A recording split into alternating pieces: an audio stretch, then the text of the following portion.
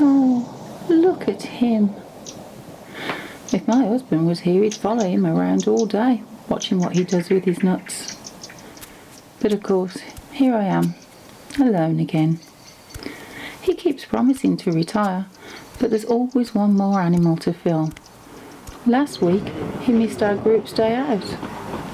Though, being totally obsessed with mating has taught him a thing or two, so I shouldn't grumble really. Thing is, he even films the ones he doesn't like. There's only one animal I really can't stand. It's one of our closest neighbours, and it lives down here. It's the brown rat. This is the perfect habitat for an animal that is almost universally feared and loathed by human beings. Even a fleeting glimpse of one is enough to inspire a fear of disease and destruction in the most rational of us, including, I have to say, me. Running out of animals hasn't stopped him. I think he's losing the plot.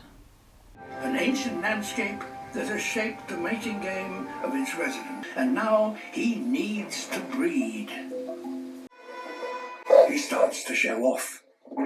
Out here in the open, the mating game is exposed for all to see, and females are hard to come by.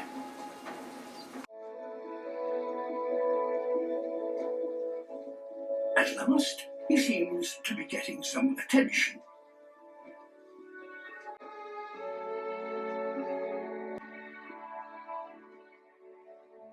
So, with little to lose, cautiously, he performs his final trick.